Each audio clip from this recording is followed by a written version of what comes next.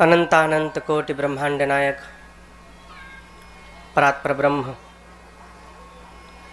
अकारण करुणावरुणालय भगवान श्री राघव को प्रणाम। बहुत भावन भगवान शिव जी को साष्टांग, श्री हनुमान जी को दंडवत, पूज्यपाद गोस्वामी तुलसीदास जी के चरणों में बारंबार वंदन। माँ गोमती की इस पावन धरा में श्री राम कथा मंडल चिन्हट के तत्वाधान में आयोजित 9 दिवसीय श्री राम कथा के आज हम और आप 7वें सत्र 7वें सत्र में उपस्थित हैं। आज के समस्त सत्र के दैनिक यजमान परिवार, उपस्थित आप समस्त धर्मानुरागी सुधी श्रोताबंद, माताएं, बहनें, हमारी ये बाल मंडली,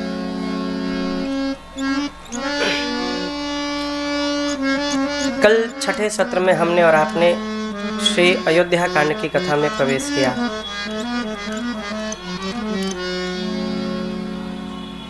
पिता वचन की रक्षा के लिए मेरे प्रभु सजीवन साज समाज सब बनिता बंधु समेत बंदी विप्र गुरु चरण प्रभु चले करी सबही अचेत चल पड़े। एक बड़ी कठोर बात, क्या करना चाहिए और क्या नहीं करना चाहिए, ठीक ना? बहुत थोड़ा कम करना, इसको हल्का सा कम करो बस। क्या प्रश्न है? क्या करना चाहिए और क्या नहीं करना चाहिए। मानस में एक चौपाई है, अनुचित उचित विचार तज जे पालहि पितु बैन। पिता की आज्ञा का उचित और अनुचित का बिना विचार किए पालन करना चाहिए। हम करो भाई, आज्ञा का पालन तो करना चाहिए, लेकिन एक समझने वाली बात है, ये बात उस समय लिखी गई है जिस समय पिता अनुचित कहते ही नहीं थे। इस चौपाई को लेकर एक दिन पूज्य महाराज श्री से मेरी लंबी वार्ता भई। आज के परिवेश में कई पिता ऐसे भी हैं जो बच्चों को कथाओं में जाने से रोकते हैं, नहीं सुनो। तब तो पिता की आज्ञा मानकर बच्चे को नहीं जाना चाहिए, ठीक ना? ये सही है कि गलत है? यदि पिता की आज्ञा माननी चाहिए फिर तो प्रहलाद गलत है। हिरण्यकश्यप कहता रहा कि वो विष्णु नहीं, तेरा विष्णु मैं हूं, मुझे मान, मैं सर्वोपरि हूं। प्रहलाद को मानना चाहिए लेकिन नहीं माना। क्यों? किसी के भी आज्ञा का पालन करना चाहिए कब? जब वो आज्ञा धर्म सम्मत हो तब पालन करना चाहिए। पिता यदि धर्म के विमुख बोल रहा है तो पुत्र को पिता की आज्ञा का पालन नहीं करना चाहिए। किसकी आज्ञा का पालन करना है? धर्म जो कहे। श्री चक्रवर्ती जी ने राम जी से कहा तुम वन मत जाओ। राम जी को पिता की आज्ञा का पालन करना चाहिए था ना, न जाते, परंतु नहीं।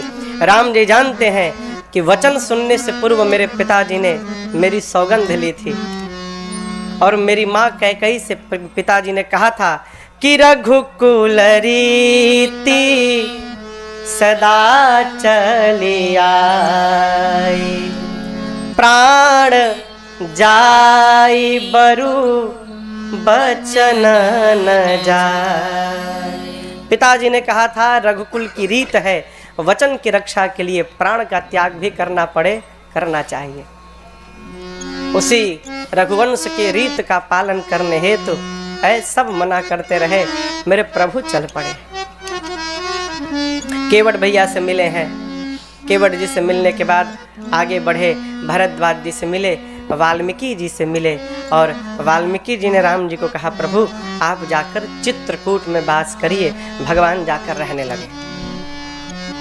यहाँ तक की कथा हमने और आपने कल श्रवण की। प्रभु को तनिक भी कष्ट नहीं है हो, कहाँ चित्रकूट में। देखिए सारा सुख और सारा दुख केवल हमारे पूज्य महाराज जी कहा करते हैं, बेटा स्वीकार और अस्वीकार पर सब संबंध आधारित है। परिस्थिति को यदि हमने स्वीकार कर लिया तो हमसे सुखिया संसार में नहीं। हा? परिस्थिति को यदि मन ने स्वीकार कर लिया तो हमसे सुखिया संसार में नहीं, और परिस्थिति को मन ने अस्वीकार कर दिया तो हमसे बड़ा कोई दुखिया नहीं। कैसे महाराज? उदाहरण देखिए, एक गिलास में आधा गिलास पानी ले लीजिए, आधा ही भरा रहे, बस आधा गिलास। अब प्रसन्न होने का भाव, अरे चलो कम से कम आधा तो भरा है ना। यदि ये सोच लिया आपने, आप प्रसन्न हो गए, आधा तो भरा है। और उदास होने के लिए बताओ ना, आधा खाली है इसमें। परिस्थिति एक है, यदि परिस्थिति को मन ने स्वीकार कर लिया हम सुखी हैं, परिस्थिति को अस्वीकार कर लिया हम दुखी हैं। भक्त होने के नाते स्वभाव बनाइए क्या, हम परिस्थिति को स्वीकार करें। महाराज रोते रोते मर गए, क्यों? उन्होंने राम जी के वनवास को स्वीकार नहीं किया। और मेरे राघव को कुछ नहीं भया, क्यों? राम जी ने वनवास को स्वीकार कर लिया। और एकदम प्रैक्टिकल उदाहरण देता हूं, आप कहीं जाकर 100 रुपया खर्च कर दीजिए, याद नहीं रहता, क्यों? आपने किया। और 100 रुपया तो छोड़िए, आपके पॉकेट से 10 रुपया कहीं गिर जाए, 10 का सिक्का, दिन भर मन बेचैन रहता है। बताओ ना, 10 रुपया गिर गया मेरा, 100 लुटा दिया तो कोई फर्क नहीं, 10 चला गया तो चिंतित है, क्यों? वो जो 10 गया है उसको मन ने स्वीकार नहीं किया, परिणाम पूरा दिन डिस्टर्ब। स्वीकारने का स्वभाव बनाइए। जो हो रहा है यही होना था, के बाद भी कुछ दूर आगे गए थे। यमुना जी के तट से प्रभु ने निषाद जी को विदा किया, आप जाइए, अपना राजपाट संभालिए जाकर। 3 दिन बीत चुके थे, वो गंगा पार किए। गंगा पार करने के पहले ही राम जी ने सुमंत को वापस किया था अयोध्या की ओर। 3 दिन बाद जब निषाद राजगुह लौट कर अपने राज्य श्रृंगवेरपुर पहुंचे गंगा तट पर, तो देखते हैं कि जिन सुमंत जी को प्रभु ने 3 दिन पहले वापस कर दिया था, वो वापस नहीं गए हैं, नहीं गए। दृश्य क्या देखते हैं? एक वृक्ष है नदी के तट पर, रथ के घोड़े उस वृक्ष में बंधे हैं, और धरती पर जैसे कोई तड़प रहा हो, सुमंत जी धरती पर तड़पते हुए बैठे थे। केवल एक ही शब्द है, राम राम, हे लक्ष्मण, हे वैदेही। गए क्यों नहीं? सोचने लगे कहीं राघव जी को पिताजी की याद आ जाए और मेरे प्रभु वापस आ जाए, तो यहाँ से वापस अयोध्या जाएंगे कैसे? है? मैं रहूंगा तो लेकर जाऊंगा। गए नहीं, रुके रहे। व्याकुल हैं सुमंत जी, इनको तो छोड़िए, ये मनुष्य है? जिस रथ पर बैठकर प्रभु आए थे उस रथ के घोड़े बंधे हैं। ये घोड़े दक्षिण दिशा की ओर देख रहे हैं, क्यों? भगवान उधर ही गए थे। लिखा है यहाँ पर, घोड़े देखी दक्षिण दिशा है ही नाही। घोड़े निरंतर दक्षिण दिशा की ओर देखकर हिनहिना रहे हैं, मानो आपस में बात करते हो। घोड़े है, आज तक ऐसा कभी नहीं भया। प्रभु जब भी जाते थे तो 1-2 घंटे में चले आते थे, अब की बार ऐसा कहाँ चले गए? 3 दिन बीत गए, राघव जी दिखाई नहीं पड़े। निषाद राजगुह के सेवक लोग घोड़ों के लिए जल लाते हैं, चारा लाते हैं, लेकिन एक भी घोड़े ने जल का एक घूंट भी नहीं डाला। न कोई चारा खाता है? अपना कोई चला जाए न हो, भूख प्यास सब समाप्त हो जाता है। राघव जी जैसा कोई चला गया तो फिर जीवन में बचा क्या उसकी? पशु ही क्यों ना हो। घोड़े मनुष्य की छोड़िए, घोड़े ऐसे तड़प रहे हैं। यहाँ लिखा है, जनु बिहंग जनु बिनु पंख बिहग अकुलाही। जैसे मानो किसी पक्षी के दोनों पंख काट दो, किसी पक्षी के दोनों पंख कट जाए, पक्षी पड़ा है और उस पक्षी को पकड़ने के लिए बहेली आ रहा हो, पक्षी देख रहा है कि बहेलिया आएगा, अब आकर मुझे मारेगा। उस समय उड़ने के लिए वो पक्षी जितना बेकरार होगा, वैसे ही ये घोड़े तड़प रहे हैं, मेरे प्रभु नहीं आए। निषाद जी को जैसे सुमंत जी ने आते देखा ना, निषाद जी दिखे, पीछे कोई नहीं दिखाई पड़ा है, फूट फूट कर रोने लगे। सुमंत जी, क्या विधाता ने मुझे इसी कलंक के लिए जन्म दिया कि राम को मैं वन में छोड़ कर आऊंगा? निषाद जी लगे समझाने सुमंत जी को, सुमंत जी आप तो ज्ञानी हैं, धर्म को जानते हैं, आप ही ऐसा व्यवहार करेंगे तो अयोध्या में महाराज को कौन संभालेगा? बरबस उठाया, उनको रथ पर बिठाया, घोड़ों को निकालकर, घोड़ों को वृक्ष से निकालकर रथ में बांधा। किसने? निषाद जी ने। लेकिन बतावे यहाँ पर ऐसा लिख रहा है कि ऐसा लगता है मानो आज घोड़ों ने चलना छोड़ दिया। कितना भी चाबुक मार रहे, घोड़े आगे नहीं बढ़ते। क्यों? हम आगे बढ़ जाएंगे तो मेरे राम पीछे छूट जाएंगे। निषाद जी समझ गए सुमंत पहुंच नहीं पाएंगे। फिर अपने कुछ सेवकों को साथ में लगाया कि आप सुमंत जी को अयोध्या पहुंचा कर आइए।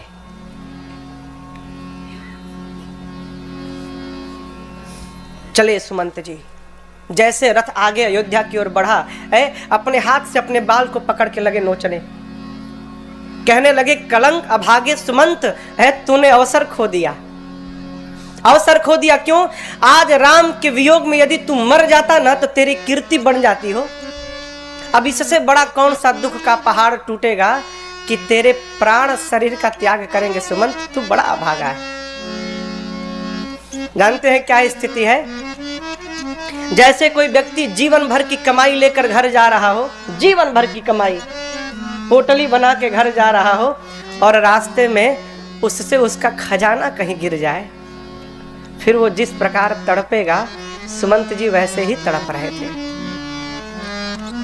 कोई स्त्री जीवन भर अपने पति के चरणों को छोड़कर किसी का स्मरण न की हो, और जीवन के वृद्धावस्था में अकारण बिना किसी अपराध के उसका पति उसका त्याग कर दे, उसके बाद उस स्त्री को जैसा सोच होगा, सुमंत जी वही कर रहे हैं। कोई ब्राह्मण जीवन भर धर्म का पालन करे, कभी अधर्म में पांव न रखे, और जीवन के अंतिम समय में मरने से पहले जिस समय मुख में गंगा जल जाना चाहिए, उस समय मुख में कोई मदिरा डाल दे हो, तो मदिरा मुख में जाने के बाद जो सोच ब्राह्मण को होगा, वही सोच सुमंत जी करने लगे। केश बिखरे हैं, होठ पर फफोले पड़ गए हैं, गाल पर आंसुओं की धारियां बनी हैं। सोचते हैं जाऊंगा, महाराज तो आने की दशा में नहीं होंगे। सुमित्रा ज्ञानी है, आएंगी तो समझा लूंगा, कई तो आने से रही। लेकिन सुमंत जैसे दिन भर चारा चरने के बाद शाम को जब बछिया घर की ओर जाती है और अपने बच्चे की आने की आवाज सुनकर गऊ जैसे दौड़कर अब जाकर अपने बच्चे से लिपटती है, मेरे आगमन की सूचना सुनकर यदि राम से मिलने कौशल्या दौड़कर आई तो मैं कौशल्या को क्या कहूंगा कि मैंने तुम्हारे बच्चे को वन में छोड़ दिया। यही विचार करते करते सोचते सोचते सुमंत जी पहुंचे कहां? तमसा नदी के तट पर। वहां से निषाद जी के सेवकों को विदा किया वापस। सोचने लगे अब ये कलंकी मुख किसी को दिखाने लायक नहीं बचा ना, दिन में नहीं जाऊंगा। दिन में जाऊंगा तो लोग मेरा मुख देख लेंगे, इस पापी का मुख कोई देखेगा। रात में जाऊंगा, क्यों? अंधेरे में कोई मेरा मुख न देख पाए। पूरे दिन तमसा नदी के तट पर बैठे रहे। रात्रि में रथ लेकर पहुंचे, जाकर मां कौशल्या के भवन के सामने रथ को खड़ा किया। भीतर गए, पूरे नगर में सूचना फैल गई आग की भांति, क्या सुमंत जी आ गए। लोग सोचे हो सकता है राम जी भी आए होंगे। पूरी प्रजा दौड़ पड़ी, लोग आए। अभी किसी ने किसी से कुछ पूछा नहीं हो, लोग ना द्वार पर खड़े रथ में बंधे घोड़ों को देखने लगे। घोड़े पीछे की ओर मुख करके और चारों घोड़े रो रहे थे, मानो बताना चाह रहे हो किसको ढूंढ रहे हो, जिसको ढूंढ रहे हो तो पीछे ही छूट गया। लोग समझ गए राम नहीं आए। सुमंत जी गए माँ कौशल्या के कक्ष में, जाकर देखते हैं महाराज की दशा हो है, न शरीर पर एक भी आभूषण है, मलिन वस्त्र है और धरा पर लेटे हुए हैं महाराज। जाकर श्री चरणों में दंडवत करते हुए सुमंत जी ने कहा, हे जय जीव, आपका सुमंत आपको प्रणाम करता है। जैसे सुमंत सुने न हो महाराज, मानो कहां से ऊर्जा आ गई, उठ के बैठ गए, सुमंत जी को गले से लगाया और बोले, सुमंत कुछ मत बताना, केवल राम कुशल कहू सखा सने। सुमंत राम की कुशलता कहो। लाए हो ना, लाए हो ना, लेकिन दिख नहीं रहे हैं। कहाँ रघुनाथ लखन बै, कहाँ है सुमंत, तुम लेकर नहीं आए क्या राम को? सुमंत जी ने कहा, महाराज धीरज धारण करिए, आप ज्ञानी हैं, पंडित हैं, धर्म की धुरी को जानते हैं, आप से अच्छा राम को कौन जानता है। राम नहीं आए प्रभु। पहले दिन हम लोग तमसा नदी के तट पर रुके, दूसरे दिन श्रृंगवेरपुर में विश्राम भया और तीसरे दिन प्रातःकाल हमसे राम जी ने कहा, तात जाकर पिताजी के चरणों में मेरा प्रणाम कहिएगा और कहिएगा कि राम की चिंता न करे, राम 14 वर्ष बाद स्वयं आकर पिताजी को प्रणाम करे। पूरी यात्रा का वृत्तांत सुनाया। महाराज सुनते गए, सुनते सुनते अचानक पूरा शरीर कांपने लगा। प्राण न महाराज का प्राण कंठ में आके रुक गया हो, इंद्रियां शिथिल होने लगी। कौशल्या जी ने देखा, मां ने कहा, महाराज क्या कर रहे हैं आप, धीरज रखिए प्रभु, ऐसा मत करिए नाथ, है राम का वियोग ही समुद्र बन गया और उस वियोग रूपी सागर में ये अयोध्या आज जहाज बन के डोल रहा है। पूरा परिवार उस जहाज पर सवार है और आप ही तो नाविक हैं प्रभु। यदि जहाज को चलाने वाला ही न रहा तो जहाज को डूबने से कौन बचाएगा। मेरी मानिए, आप धीरज रखेंगे ना तो 14 वर्ष बाद राम स्वयं आकर प्रणाम करेंगे आपको। आप प्रभु धीरज रखिए। महाराज ने कहा, धीरज? आज मुझे धीरज नहीं कौशल्या, आज मुझे उस अंधे माता पिता के श्राप की सुधि आ रही है। तापस अंध श्राप सुधि आ रही है। उस माता पिता ने मुझे श्राप देते हुए कहा था, राजन आज जिस प्रकार पुत्र के वियोग में हम मर रहे हैं, मरोगे, तुम भी मरोगे, इसी प्रकार पुत्र के वियोग में मरोगे। लेकिन दुर्भाग्य तुम्हारा, हमारे तो पुत्र की मृत्यु भई, लेकिन तुम्हारे पुत्र की मृत्यु नहीं होगी, लेकिन फिर भी तुम मरोगे। और तुम्हारा दुर्भाग्य, जब तुम मरोगे तुम्हारे 4 में से एक भी पुत्र तुम्हारे आंखों के सामने नहीं रहेगा। ये तुम्हारा दुर्भाग्य है, मरोगे तुम। राम, तुमको देखे बिना मैंने बहुत जी लिया। हे लक्ष्मण जानकी, आप लोगों को देखे बिना मैंने बहुत जी लिया, अब नहीं जीना। प्रभु को गए 6 दिन हुए थे, अस्तु एक एक दिन के लिए एक एक बार मुख से राम कह के महाराज ने अपने प्राण का त्याग कर दिया। तुरंत राम राम कही, राम कही, राम राम कही, राम तन परिहरि रघुबर बिरह, राम गयो सुरधा। महाराज प्राण छोड़कर देवलोक चले गए। कहते हैं जीने और मरने का दोनों का फल महाराज को मिला। कैसे? जब तक जीवित रहें राम जी को देखकर जीवित रहें, और जब संसार से गए तो राम जी के नाम का स्मरण करके गए। यही फल है।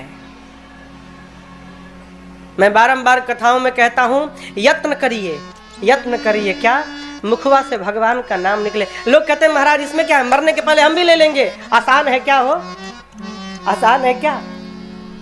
इसी मानस में लिखा है, जन्म जन्म मुनि जतन कराही, अंत राम कही आवत नाही। मुनि लोग जीवन भर यत्न करते हैं, अंत में राम निकल जाए, नहीं निकलता, नहीं निकलता। हमारे पूज्य महाराज श्री कहा करते हैं, बेटा जो बचपन में शुरू होगा ना, उसी का 55 के बाद भी चलेगा।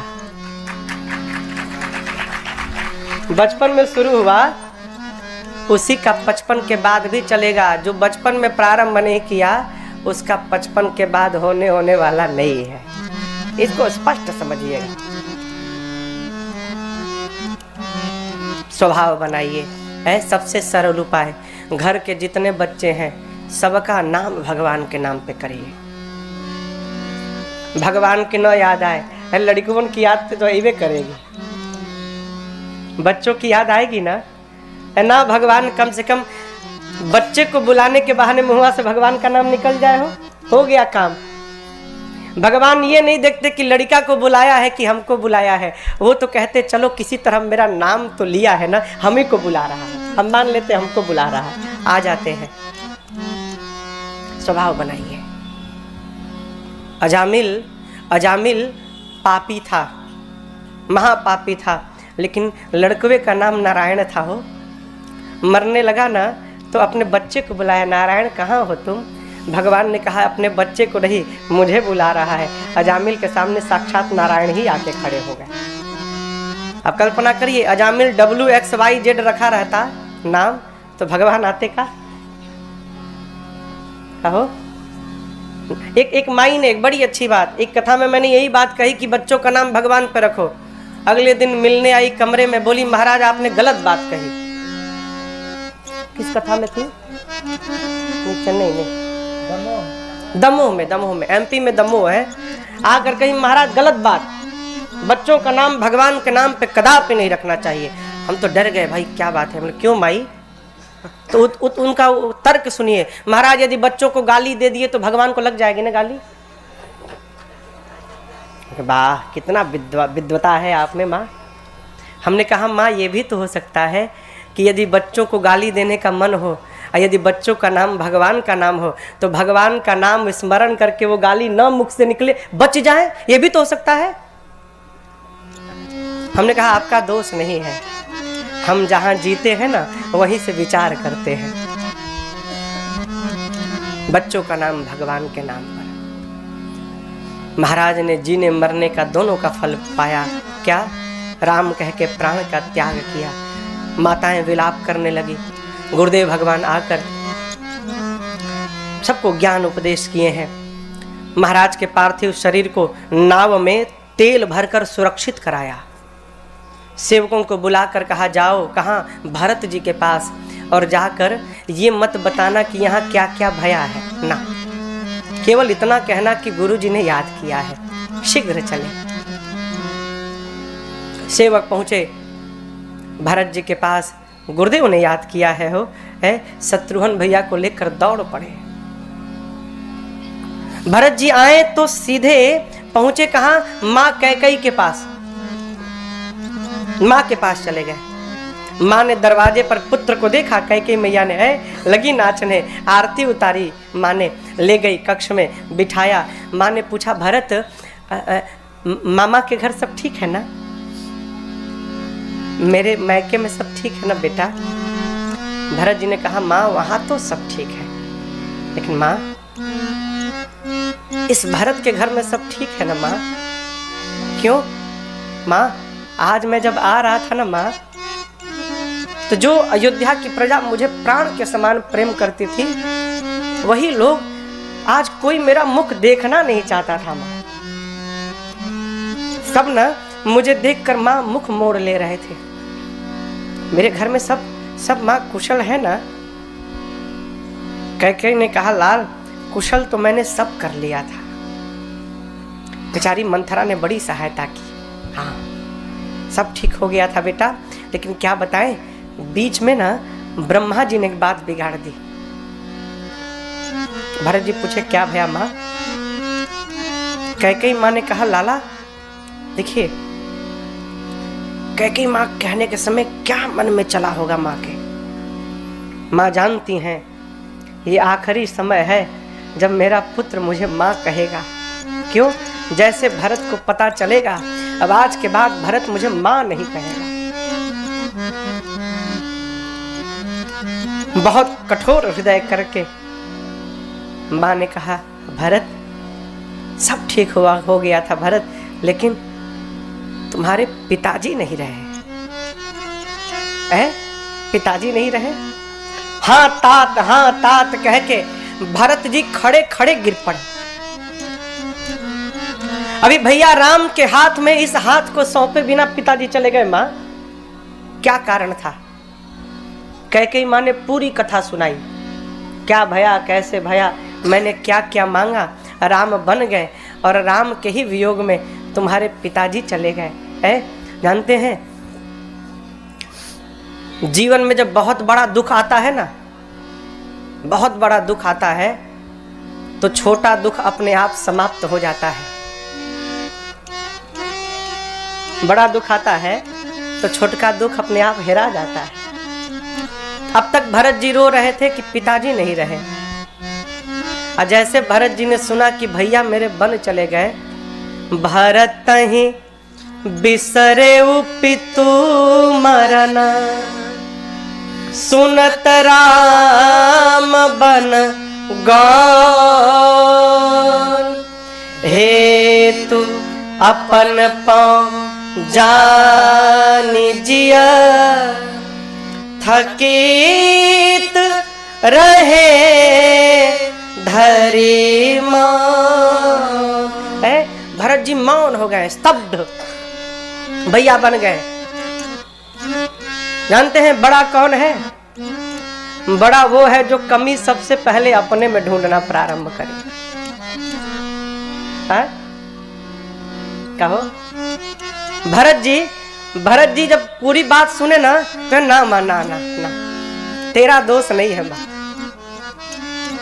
मेरी माँ कैकेयी का दोष नहीं है, सारा दोष इस भरत का है। न ये अभागा जन्म लेता और न मेरी माँ मुझे राजा बनाने का सपना देखती है। मैं आज एक बात जान गया बा, मोर जन्म रघुबर बन लागी। इस भरत का जन्म केवल और केवल राम भैया को बन भेजने के लिए भैया माँ, अपराधी मैं हूँ, आपका दोष नहीं माँ।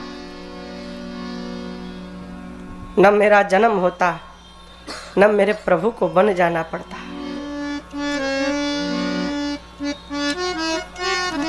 इसी बीच मंथरा सज धज के चली आई, सुनी थी कि भरत जी आ गए।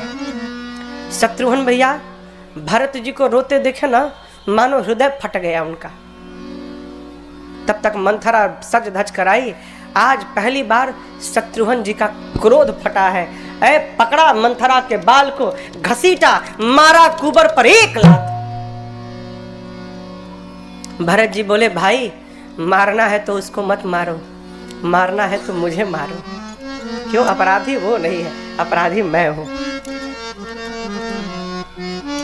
बिना कुछ बोले शत्रुघ्न भैया को लेकर भरत जी चले गए। कहां? कौशल्या मैया के पास। क्यों?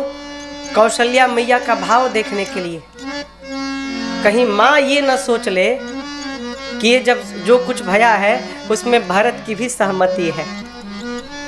गए, जैसे द्वार पर पहुंचे, कौशल्या मैया ने देखा हो। जानते हैं भरत जी और राम जी देखने में बिल्कुल एक जैसे। भरत जी जाकर दरवाजे पर खड़े भय ना, और कौशल्या मैया ने द्वार पर देखा, माँ को लगा कि मेरा राम आ गया है।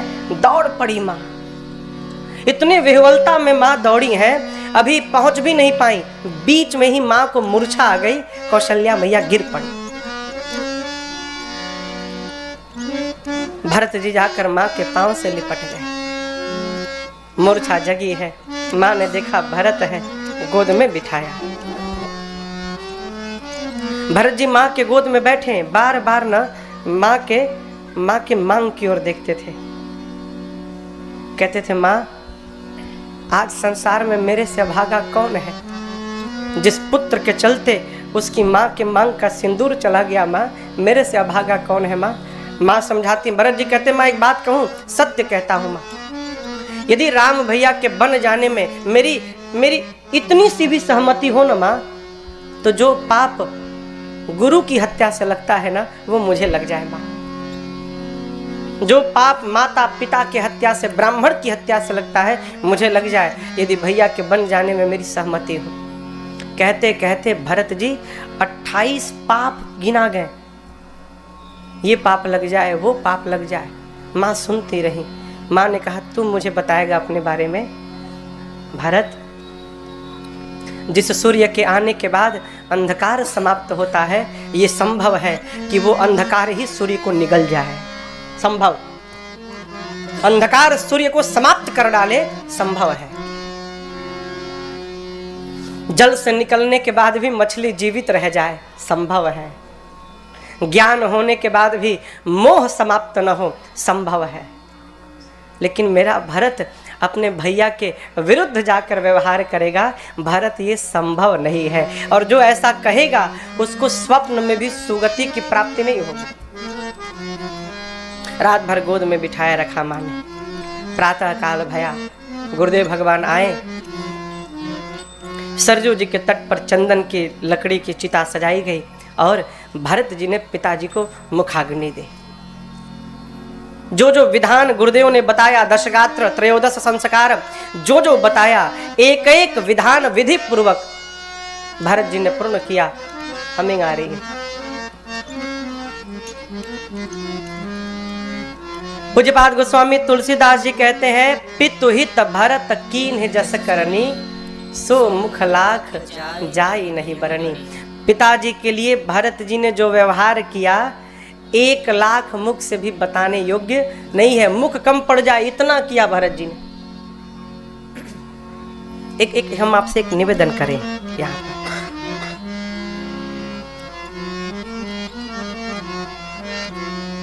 भाई कोई बुरा ना लगाएगा। कई लोग जब घर का कोई मर जाता है ना, तो मरने के बाद श्रद्धा बहुत बढ़ जाती है। इस श्रद्धा का कोई अर्थ नहीं है। पिताजी जीवित रहे तो बोल चाल तक नहीं है। कभी 1 गिलास पानी भी नहीं पिलाया, और जाने के बाद 50,000 ब्राह्मणों को भंडारा करा रहे, सब बेकार है। इस भंडारे का कोई अर्थ नहीं है। जितना करना है, जीवित है तब तक जितनी श्रद्धा दिखानी है दिखा दीजिए। कब तक? जब तक जीवित है। जाने के बाद कोई लौट कर नहीं आता कि आप 1 ब्राह्मण को खिलाएं कि 50,000 को खिलाएं। कोई बोलने भी नहीं आएगा। श्रद्धा रहते दिखाई पड़नी चाहिए। जाने के बाद श्रद्धा का कोई अर्थ नहीं होता। भरत जी ने इतना किया जिसका वर्णन नहीं हो सकता। कुछ दिन बीता, श्रद्धांजलि सभा बैठी। कहाँ? अयोध्या में।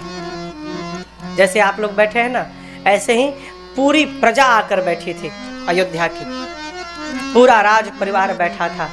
गुरुदेव भरत जी को बुलाए और बुलाकर अपने बगल में गुरुजी ने बिठाया भरत जी को। भरत जी से गुरुदेव ने पहले जगत की नायक चर्चा की, महाराज के प्रण को सुनाया, राम जी के, सीता जी के, लक्ष्मण जी के प्रेम को सुनाया। और सब कहते कहते कहे, भरत, ब्रह्मा जी ने मनुष्य को बनाया ना तो सब कुछ दिया, लेकिन 6 वस्तुओं को अपने हाथ में रख लिए। 6 पर किसी का अधिकार नहीं है। क्या कहते हैं? हानि लाभ जीवन मरण, जश अपजस विधि। हानि लाभ, जन्म मरण, यश और अपयश, इस पर हमारा आपका कोई अधिकार नहीं है। व्यापार में धन लगा सकते हैं, लेकिन लगाने के बाद लाभ होगा कि हानि होगी, ये हमारे हाथ में नहीं, ये ऊपर वाले के हाथ में है। जीना मरना सब विधाता के हाथ में। उसी प्रकार यश अपयश भी है। करने गए भलाई, हो गया, किसी को बुखार लगा, आपने कहा कॉम्बीफ्लाम खाइए ना, ठीक हो जाएंगे आप। कॉम्बीफ्लाम आपने दिया ठीक होने के लिए, और वो खाया, रिएक्शन हो गया, चला गया, कहेंगे उन्हीं ने दवा दिया था इसीलिए सब बिगड़ा है। आप तो करने गए भलाई, अब मिल गया अपयश। यश अपयश भी विधाता के हाथ में, इस पर किसी का कोई अधिकार नहीं। गुरुदेव भगवान कहते हैं, बेटा भरत, पिताजी के लिए सोच कर रहे हो, उस ब्राह्मण का सोच करना चाहिए भरत, जो ब्राह्मण वंश में जन्म लेने के बाद वेद नहीं जानता। उस राजा का, उस क्षत्रिय का सोच करना चाहिए जो नीति का पालन नहीं करता है और प्रजा को प्राण के समान प्रेम नहीं करता। उस बनिए का, व्यापारी का, कहे तो बणिक का सोच करना चाहिए भरत, जो धनवान होने के बाद भी कंजूस बना है, अतिथि का सत्कार नहीं करता, शंकर का भगत नहीं है।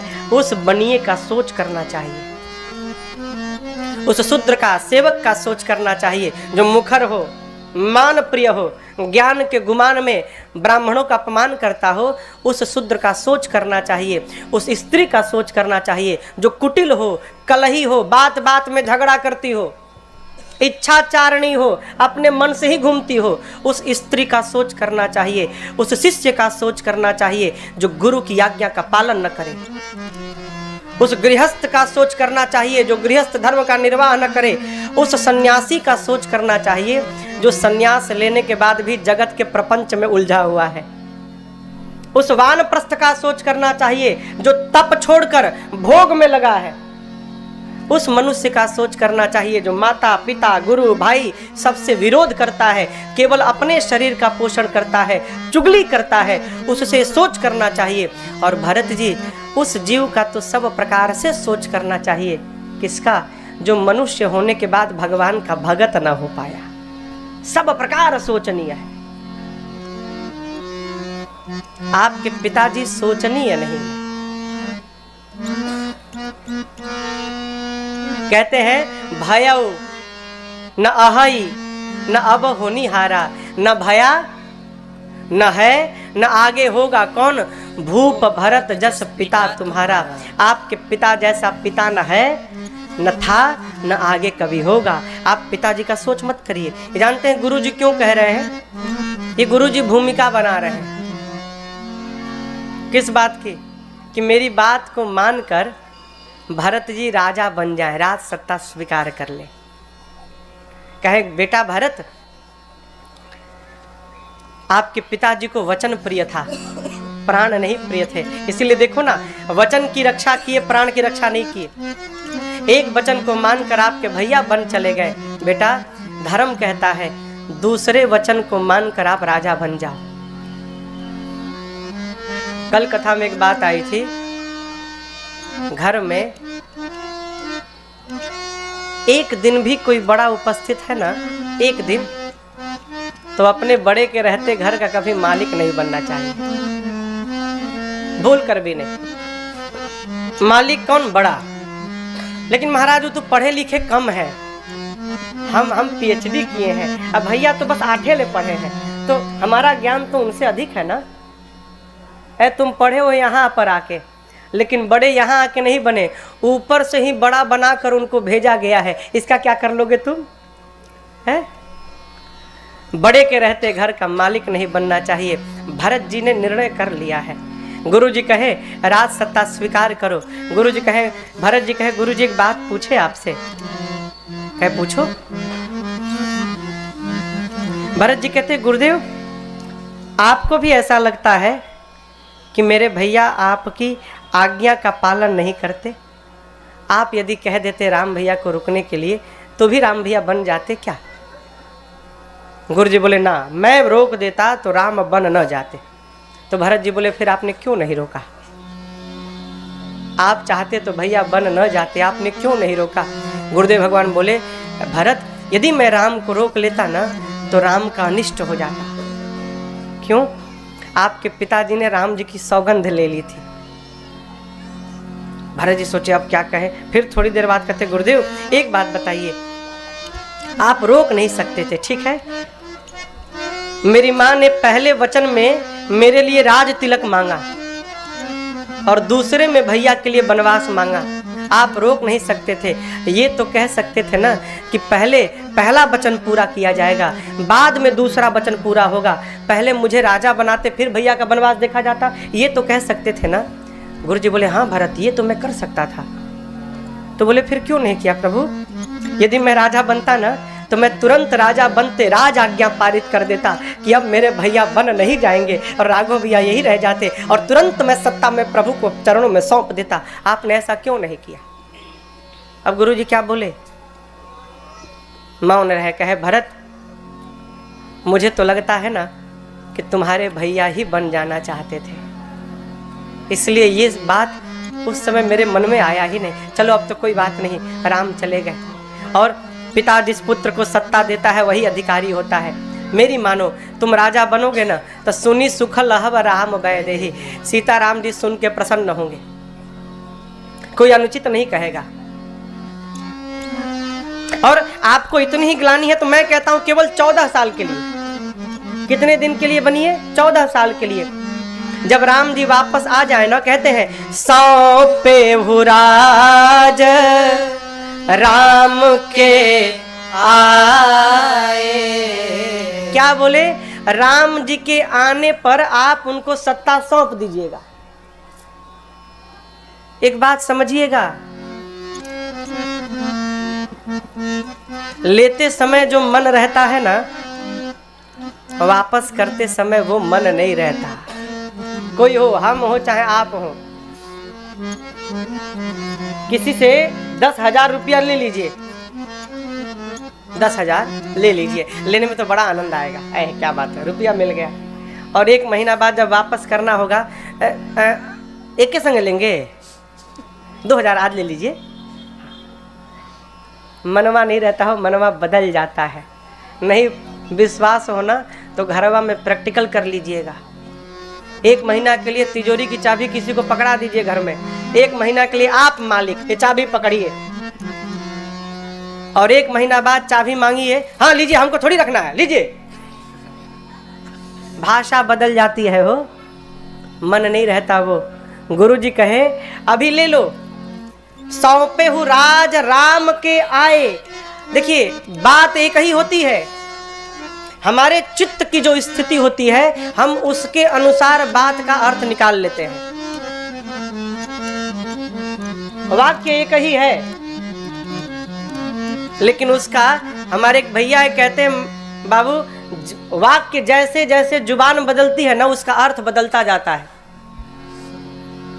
हमने कहा कुछ अर्थ, वही बात ये कहेंगे तो कुछ अर्थ। उदाहरण देखिए, एक आदमी घर में नहा रहा था बाथरूम में, तब तक उनसे मिलने उनका कोई परिचित मित्र आ गया। उनका एक बेटा था 5 साल का। बेटा गया बाथरूम के दरवाजे पर, पापा पापा अंकल आए हैं। कौन अंकल? तो ये नाम बताए, अंकल आए हैं। अच्छा, तो पिता ने बाथरूम के भीतर से कहा रोको, मत जाने दो। क्या बोला? रोको मत जाने दो। लड़कवा ने सुन लिया, रोको मत। शब्द उतने हैं, रोको मत जाने दो। बाप ने कहा रोको मत जाने दो, लड़कवा सुन लिया, रोको मत जाने दो, जाकर वापस कर दिया। गुरुजी ने कहा सौंपे हूँ राज राम के आए। आए, आने पर सौंपना। भरत जी को सुनाई पड़ा, सौंपे हूँ राज राम के जाए। भरत जी सुन लिए, जाकर सौंपना है, निर्णय कर लिए जाऊंगा। सुमंत जी ने समर्थन किया, भरत जी गुरुदेव उचित कर रहे हैं, आने पर जो उचित लगेगा करिएगा। माँ कौशल्या ने भी समर्थन किया, बेटा जो गुरु जी कह रहे हैं ना उचित है भरत, आप राजा बन जाओ। भरत जी खड़े भय सभा में, कहें पिताजी तो बोलकर ही गए, गुरुजी, सुमंत जी, माँ, आप सब लोग वही कह रहे हो जिसमें मेरा हित आप देख रहे हैं। आप मेरा हित राजा बनने में देख रहे हैं क्या? मेरा हित राजा बनने में नहीं, भरत का हित भैया की सेवा में है। भरत जी ने गुरु जी से कहा, गुरु जी एक प्रश्न का उत्तर दीजिए। कोई भी आदमी, कोई भी, सिर पे सबसे ऊपर का गहना क्या है? मांग टीका होता है ना, और सबसे नीचे पांव में बिछिया। कोई आदमी सिर से लेकर पांव तक गहना ही गहना पहन ले, लेकिन शरीर पर एक भी कपड़ा ना पहने, तो क्या गहना सुंदर लगेगा क्या? गुरु जी ने बोले, नहीं बेटा, फिर तो वो भार लगेगा। अच्छा गुरु जी, मन में वैराग्य न हो और कोई ब्रह्म की चर्चा करे तो गुरु जी बोले, फिर बेकार है, कोई मतलब नहीं है उसका। बोले अच्छा गुरु जी, शरीर में अनेक रोग लगे हो, शुगर हो, उसको बीपी का भी हो, हार्ट का भी प्रॉब्लम हो, गैस का भी प्रॉब्लम हो, लीवर का भी प्रॉब्लम हो, शरीर में बहुत रोग हो, और उसके बाद उसके लिए 56 भोग आ जाए, तो गुरु जी बोले, फिर तो बेटा बेकार है उसके लिए वो भोग, कोई अर्थ नहीं। अच्छा गुरु जी, इधर प्रेम न हो, जप करे, व्रत करे, तो बोले, बिना प्रेम का किया गया जप तप व्रत सब बेकार है। अच्छा गुरु जी, कितना भी सुंदर शरीर हो और उसमें प्राण न हो तो बोले, बिना प्राण का तो बेकार है। भरत जी बोले, गुरु जी आप कह रहे हैं, बिना कपड़े का शरीर का आभूषण बेकार है, रोगी शरीर को नाना प्रकार का भोग बेकार है, बिना वैराग्य के ब्रह्म की चर्चा बेकार है, प्रेम नहीं है तो किया गया जप तप व्रत दान बेकार है। कितना भी सुंदर शरीर हो, उसमें प्राण नहीं है तो शरीर बेकार है। गुरु जी बोले, सत्य है। तो भरत जी बोले, यदि वो सत्य है तो मेरी बात सुनिए, अयोध्या में सब कुछ है और मेरे भैया राम नहीं है, तो भरत के लिए अयोध्या बेकार है, मेरे लिए कोई अर्थ नहीं अयोध्या का, कोई अर्थ नहीं। आप मुझे राजा बनाना चाहते हैं? ये धर्मशील सिंहासन है, चाहिए धर्मशील नर नाहु। यहाँ धर्मशील राजा चाहिए, और मोहि समान को पाप निवासु, मेरे जैसा पापी कौन है? अब कल्पना करिए गुरुजी, अभी मैं राजा नहीं बना, केवल ये कहा गया है कि भरत राजा बनेंगे, बस। अभी केवल मेरा नाम सामने आया, पिता मर गए, बड़ा भाई बन चला गया, अभी केवल नाम सामने आया, इतना कुछ हो गया गुरुजी। जिस दिन ये अभागा सिंहासन पर बैठ जाएगा, धरती फट जाएगी, अयोध्या रसातल में चली जाएगी। गुरुजी ऐसा मत करिए। गुरुदेव कहते हैं, किसी के नवों ग्रह प्रतिकूल हो जाए, उसे लकवा मार जाए, शरीर में लकवा मार जाए, ग्रह ग्रहित पुनि बात बस। एक तो शरीर में लकवा मारा ही है, ऊपर से आकर बिच्छू ने डंस कर लिया, ते ही पुनि बीछी मार। ग्रह प्रतिकूल है, लकवा मारा हो शरीर में, और ऊपर से बिच्छू ने आकर डंस मार दिया, और उसके बाद उसको उपचार के नाम पर मदिरा पिलाया जाए, ये गुरुजी कहाँ का उपचार है? तो कहे भरत हम समझे नहीं।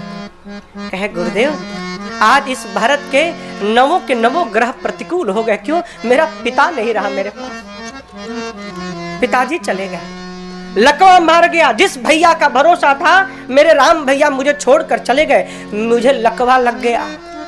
और मारा किसने? मेरी माँ ने बिच्छू बनकर मुझे डसा है।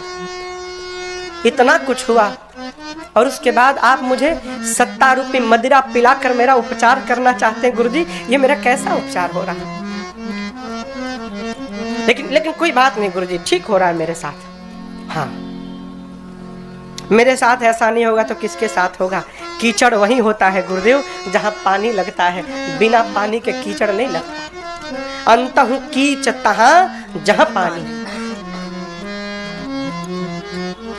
भरत जी कहे, गुरुजी हम अपनी बताएं, हम क्या चाहते हैं? हम आपसे आज्ञा नहीं मांग रहे हैं। क्यों? डर है मांगने पर आप मना कर दोगे। आपको बता रहा हूं। क्या? एक कहिया यह मन माही, प्रात काल चली हम प्रभु पाही। एक ही बात मेरे मन मस्तिष्क में नाच रही है, क्या गुरुदेव? मैं ना सवेरे जा रहा हूँ। हाँ, मैं जा रहा हूँ गुरुजी। कहाँ? भैया के पास जा रहा हूँ। हाँ, आप में से जिसको चलना है ना वो मेरे साथ चल सकता है। मैं जा रहा हूँ, ये तय है। क्यों? मैं जानता हूँ, मैं जानऊ निज नाथ स्वभाव। कहते हैं और कोई मेरे भैया के स्वभाव को जाने या न जाने, मैं जानता हूँ गुरुजी। यद्यपि मैं अनभल हूँ, मैं अपराधी हूँ, मेरे कारण सब कुछ भया है, लेकिन एक भरोसा है, इस अपराधी भाई को भी जब मेरे भैया अपने सन्मुख देख लेंगे ना, मेरे अपराध को क्षमा करके और दौड़कर इस पापी को अपने गले लगा लेंगे। प्रभु, ये मुझे भरोसा है। कितनी बड़ी बात। आपन जानी न त्यागी हहीं, मोहि रघुबीर भरोस। कहते हैं दुनिया मेरा त्याग कर दे, लेकिन मुझे भरोसा है अपना जानकर मेरे भैया मेरा त्याग नहीं करेंगे। हमको भगवान क्यों नहीं मिलते? हमारा इतना भरोसे नहीं है, भरोसा नहीं है। वो जिसका भरोसा हो गया उसको मिल गए। भरोसा करना प्रारंभ करिए। किस पर? अपने पे नहीं, राघव पर। हम कब शरण में पहुंचते हैं? जब हम अपना दिमाग लगाकर सब बिगाड़ लेते हैं तो कहते हैं भगवान अब तुम संभालो। नौकर है क्या कि संभाले? हाँ?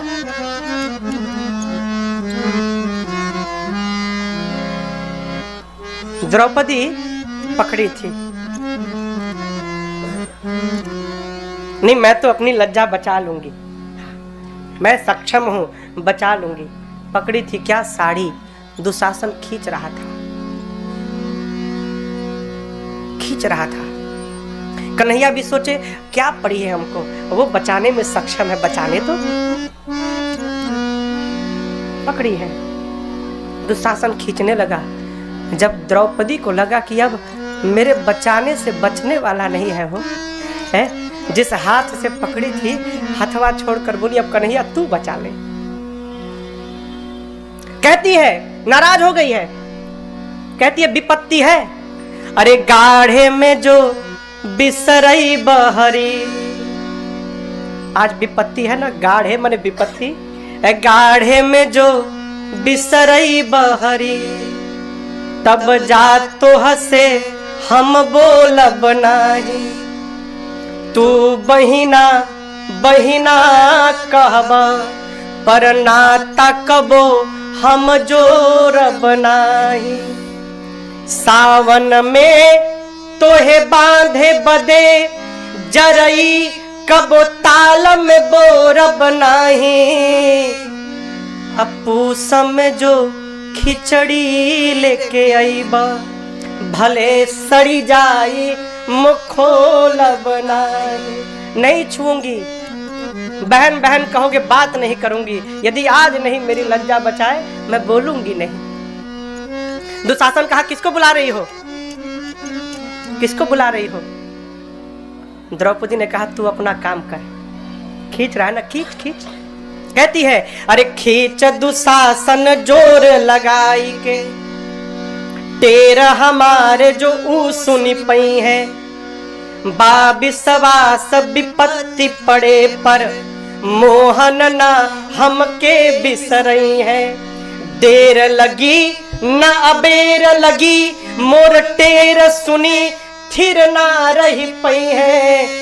अब भौजी के गोदी में हुई है तबो, बिरना हिरना असधावल आई है। खींच ले तू, आ गए हो। लोग कहते हैं कि भगवान के घर में देर है अंधेर नहीं है। ये गलत बात, सरासर गलत है। आप भी सुने होंगे, आप भी सुने होंगे। लोग कहते हैं भगवान के घर में देर है अंधेर नहीं है, गलत है। हाँ, आधी बात सही है, आधी सही है लेकिन आधी गलत है। भगवान के घर में देर है ये गलत बात, अंधेर नहीं है ये तो सत्य है। भगवान के घर में देर भी नहीं है, और यदि देर है तो वो भगवान की ओर से देरी नहीं है, वो देरी हमारी ओर से है, हमारी ओर से देरी है। कन्हैया ने आने में विलंब नहीं किया हो, द्रौपदी ने बुलाने में विलंब कर दिया। हाँ? मेरी मानिए, पहले ही सौंप दीजिए। जानते हैं बाद में ना एक दिन द्रौपदी नाराज हो गई कृष्ण पर, बहुत नाराज हुई। कही तुम भगवान हो, भाई कहलाते हो मेरे, शर्म नहीं आती? तुम्हारे रहते भगवान हो तुम, तुम्हारे रहते मेरे 5 पति हार गए और तुम भगवान बन के बैठे हो। कन्हैया सुनते रहे, जब नहीं रहा गया बोले बहना मेरा अपराध नहीं है जितना तू मेरे पर रुष्ट हो रही है। तेरे पति हार गए उसमें इनका अपराध है। पूछ, 5 बैठे हैं यहीं बैठे, पूछ इनसे, खेलने से पहले तेरे 5 पति में से किसी ने मुझे एक बार याद किया? पूछ, 5 बैठे हैं। दुर्योधन ने कहा कि मेरी ओर से पासा मेरा मामा शकुनी फेंकेगा। तेरे 5 पति में से एक भी तो बोल सकता था कि दुर्योधन तुम्हारी ओर से यदि शकुनी फेंकेगा तो हमारी ओर से मेरा कन्हैया फेंकेगा। मैं फेंकता पासा, फिर देखता कौन जीतता है और कौन हारता है। पूछ, किसने कहा? हम याद कब करते हैं? जब अपना दिमाग लगा के सब फंसा देते हैं। अब भगवान तुम संभालो, ये गलत बात। पहले ही सौंप दीजिए, पहले ही। प्रभु हम कुछ नहीं जानते हैं, सब आप ही करने कराने वाले हैं ना। जो कराइएगा आप कराइएगा, जैसा कराइएगा आप कराइएगा, पहले सौंप दीजिए। हमसे किसी ने कहा महाराज आप 4 घंटा कैसे बोल लेते हैं? हम थोड़ी बोलते, ये तो भ्रम है। हम नहीं बोलते हो। आजकल ना पेन ड्राइव का जमाना आ गया है, पेन ड्राइव का। USB पॉड में लगता है पेन ड्राइव। ये जो शरीर है ना ये USB पॉड है। हाँ, इसमें मेरे पूज्य महाराज जी वाला पेन ड्राइव लग गया है। हम का जाने कथा क्या होती है।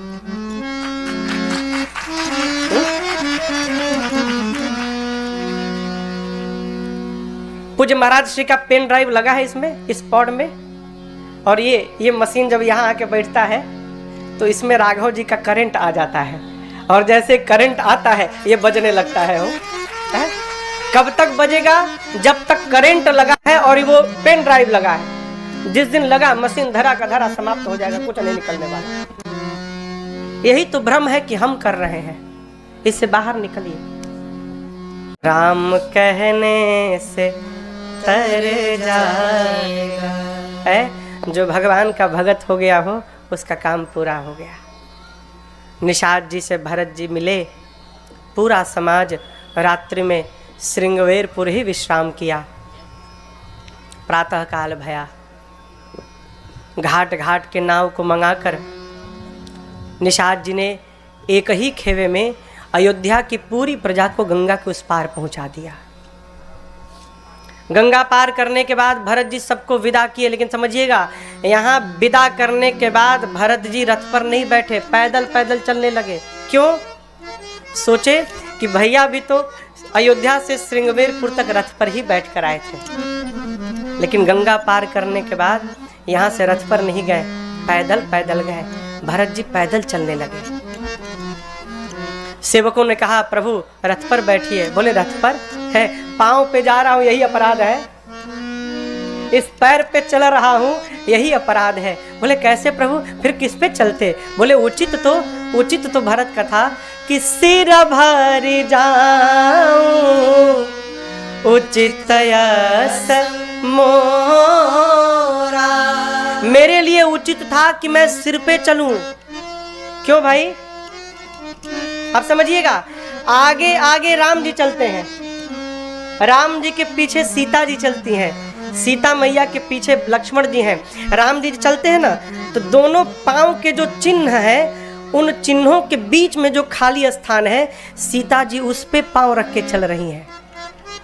कितनी सावधानी कि प्रभु के पद मेरे लिए पूजनीय है, उस पद चिन्ह पर मेरे पांव न पड़ जाएं, इसलिए दोनों पांव के बीच में जो स्थान है, माँ उसमें पांव रख के चल रही हैं। अब माँ के पीछे लक्ष्मण जी, उनके लिए और समस्या, उनके लिए तो दोनों के पद पूजनीय है, अब वो कहाँ रखें?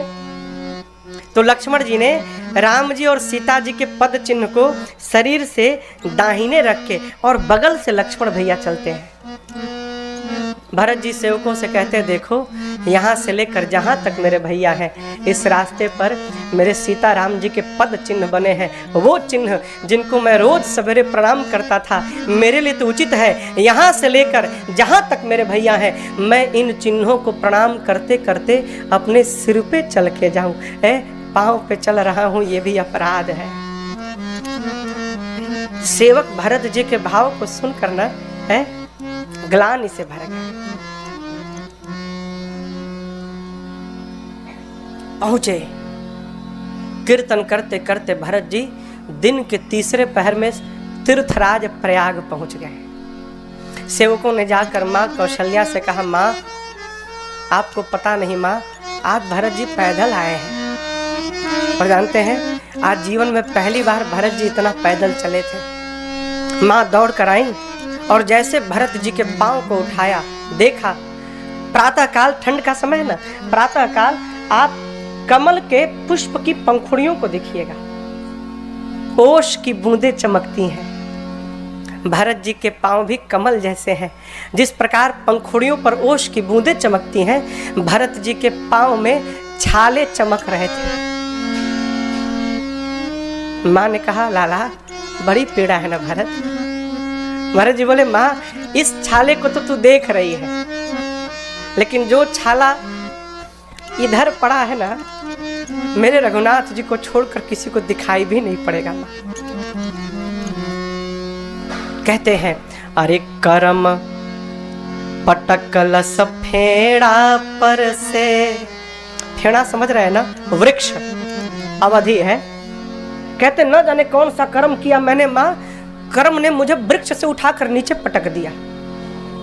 कर्म पटकलस फेड़ा पर से, बीछी मरलस माई, दैव चलवले दाव घाव, हम के करा से दिखलाई। विधाता ने जो दाव चलाकर चोट दिया है माँ, किसको दिखाऊं? लोगों से कहूंगा तो लोग कहेंगे नाटक कर रहा है ये।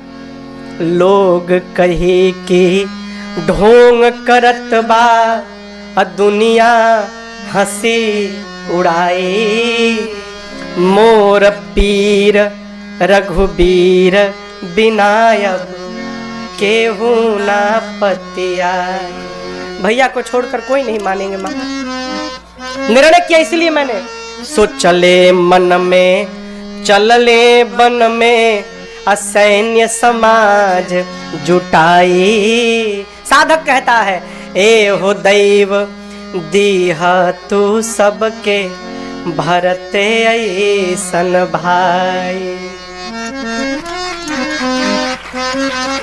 कहते माँ, भैया को छोड़कर कोई मानेगा नहीं। खैर छोड़ो माँ, चलो। सबको लेकर गए त्रिवेणी जी में, जाकर स्नान किया। लोग स्नान करके दान पुण्य कर रहे थे, भरत जी एकांत में जाके खड़े हो गए अकेले में।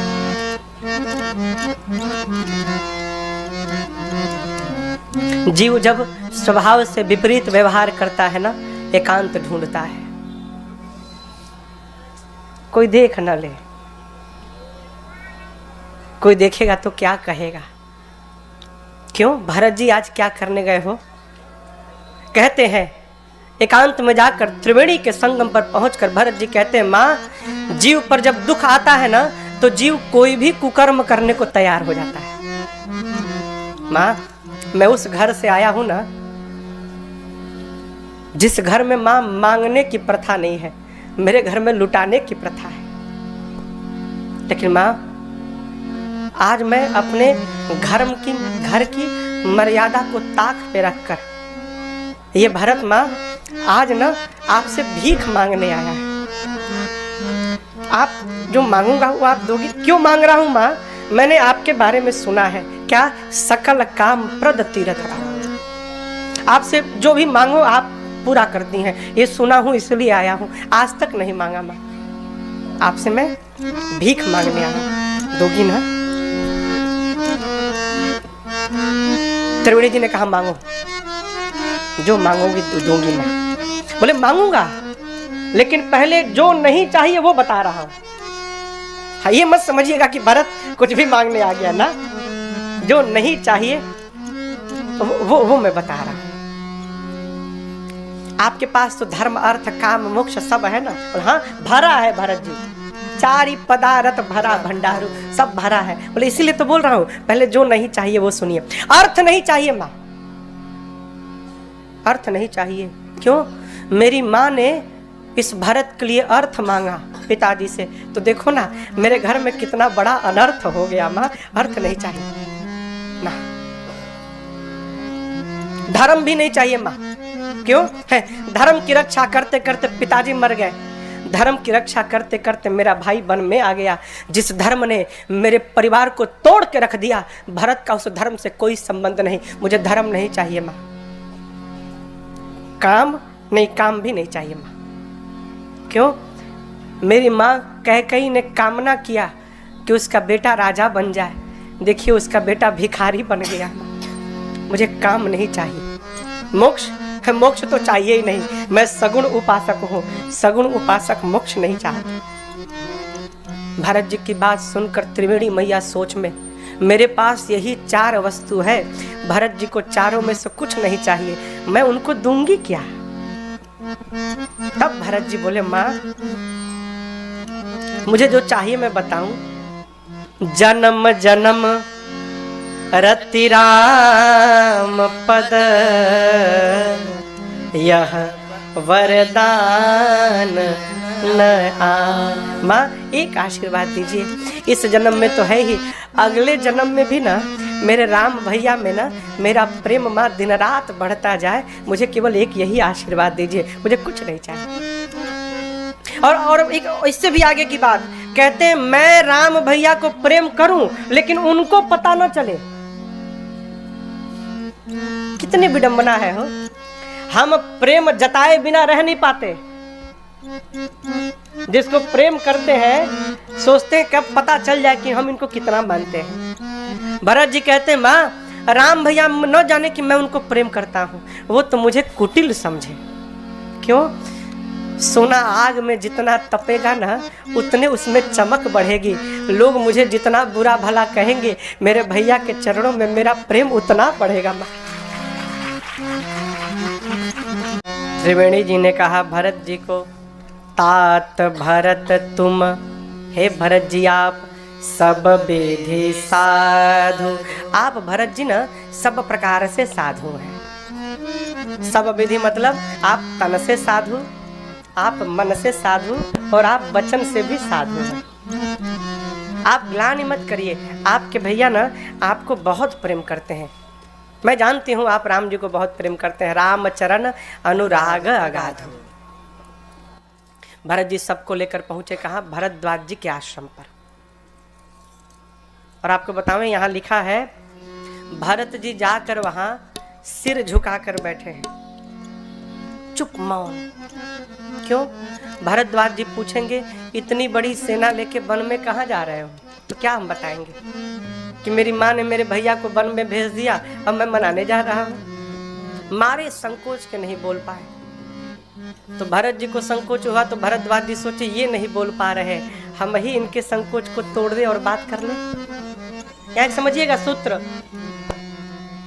आपका अपना कोई यदि ऐसा व्यवहार कर गया कि उसको आपसे बात करने में संकोच हो रहा है तो आप विलंब मत करिए। वो नहीं कर पा रहा है, आप तो कर सकते हैं ना, आप ही आगे बढ़कर बात कर लीजिए।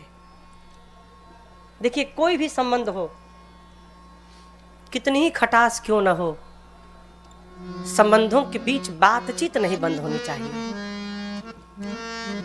क्यों?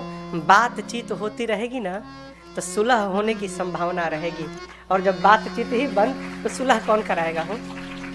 हाँ? और किसी को बोलने में संकोच हो रहा है, हम ही बात कर लेंगे तो छोटे थोड़ी हो जाएंगे। अपनी ओर से बात करिए। भरत जी को संकोच है, भरद्वाज जी अपनी ओर से बढ़कर बोले, भरत जी आप क्यों ग्लानि में हैं? तुम गलाने जिया जनी करहो, समुझी मातु कर तो। माँ की करनी का स्मरण करके ग्लानि मत करिए। आपकी माँ का कोई अपराध नहीं भरत जी। तात कैकेयी दोष नहीं, गई गिरा मति धो। वो तो सरस्वती जी आई, मति पलट के चली गई। भरत जी आप माँ को लेकर ग्लानि मत करिए। भरत जी आप यदि राजा बन जाते ना तो कोई बुरा नहीं कहता, भरत जी एकदम नहीं कहता। लेकिन हम बतावें, आपने सत्ता को ठुकरा कर ना भरत जी बहुत बढ़िया किया, बहुत बढ़िया किया आपने। हम जैसे महापुरुषों को आपने उपदेश कर दिया। आपके लिए ग्लानि होगी, लेकिन हम लोगों के लिए तो उपदेश है। हम मुनि लोग आज आपके जीवन को देखकर ये सीख रहे हैं, राम को प्रेम करना चाहिए तो भरत जी जैसा प्रेम करना चाहिए। आप हम लोग को उपदेश कर रहे हैं भरत जी। आप चिंता मत करिए, मैं मरम जान गया। आपके राम भैया ना आपको भरत जी बहुत प्रेम करते हैं। भरत जी बोले आपको कैसे मालूम? बोले जाना मरम नहात प्रयागा। प्रयाग में जब स्नान करने गए तब जान गया। भरत जी बोले कैसे जान गए? भरद्वाज जी बोले जैसे हम लोग सुबह सुबह त्रिवेणी जी में पहुंचे ना स्नान करने के लिए, और राम जी ने जैसे यमुना जी को देखा ना, यमुना जी को, तो राम जी हमसे कहने लगे, मुनिवर ये जो यमुना जी का रंग है ना, इसी रंग का मेरा एक भाई है, ठीक इसी रंग का है मुनिवर।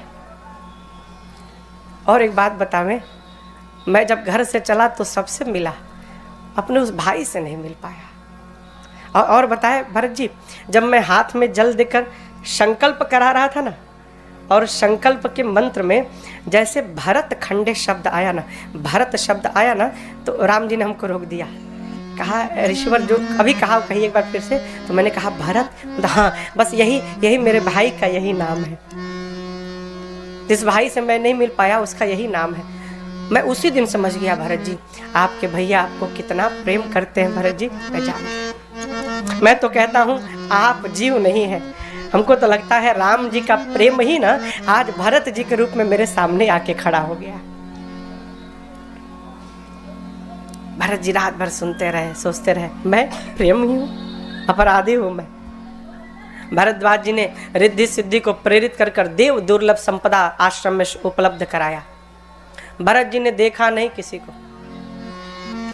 देखिए लक्ष्य यदि सध गया है तो इधर उधर देखना बंद करिए। हमारे महाराज श्री ने हमसे एक दिन पूछा बिठा कर, ये बताओ ताड़ का वृक्ष बड़ा कि आम का? हमने कहा सरकार ताड़ वाला बड़ा होता है। ताड़ का वृक्ष लंबा, नारियल का वृक्ष लंबा होता है ना, आम का वृक्ष उतना लंबा नहीं होता, नारियल वाला बहुत लंबा। हमने कहा सरकार नारियल वाला तो लंबा होता है। अच्छा, क्यों होता है? हमने कहा सरकार आप क्यों होता है ये कैसे बताएंगे, आप ही बताइए। तो बोले बेटा नारियल के वृक्ष में कोई शाखा नहीं होती और आम के वृक्ष में शाखाएं होती हैं। नारियल के वृक्ष की पूरी ऊर्जा एक दिशा में लगती है इसलिए वो लंबा हो जाता है, और आम के वृक्ष की ऊर्जाएं कई तरफ फैल जाती हैं इसलिए उसका विकास रुक जाता है। जो लक्ष्य तक पहुंचना चाहता है इधर उधर भटकना बंद करे, पूरी ऊर्जा एक दिशा में लगाए, मंजिल अपने आप चल के चली आएगी। ऊर्जा एक दिशा में जाए। पढ़ने वाले बच्चे जो पढ़ाई कर रहे हैं उनके काम की बात है, ऊर्जा एक तरफ लगे हो। धरती पर कोई काम असंभव नहीं है, मान के रखिएगा।